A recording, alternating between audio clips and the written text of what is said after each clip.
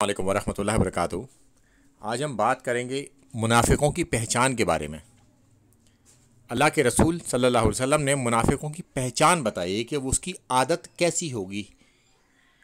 तो अल्लाह के रसूल सल्लल्लाहु अलैहि वसल्लम ने फरमाया कि उस चार बातों में से उसके अंदर अगर चारों बातें हुई तो वो खालिस मुनाफिक होगा, और इन चारों में से एक भी हुई तो वो भी मुनाफिक होगा जब तक कि वो इसे छोड़ ना दे। यानी कि ये बातें हमें छोड़नी होंगी, ये याद रखिएगा।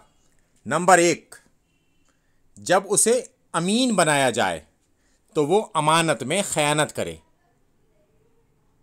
नंबर दो, बात करते वक्त झूठ बोले। उर्फ आम में सारे के सारे लोग ये काम कर रहे हैं। जब किसी से अहद करे यानी कि वादा करे तो उसे पूरा ना करे। हम अक्सर ये करते हैं कि किसी से वादा कर लिया और फिर भूल गए, याद भी है तो टाल दिया, उसे कुछ और बहाना बना दिया। तो ये बात हमें ख्याल रखनी पड़ेगी। ये पॉइंट नंबर 3 है। और पॉइंट नंबर 4, जो अक्सर आपने सड़कों पर, बाज़ारों में, घरों में देखा होगा लोगों को, कि जब वो किसी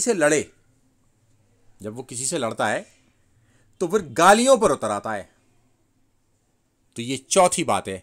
अगर हमारे अंदर इन चारों में से कोई भी बात या चारों पाई जाए तो हमें इसे छोड़ना होगा फौरन, वरना हमारा शुमार मुनाफिकों में हो जाएगा।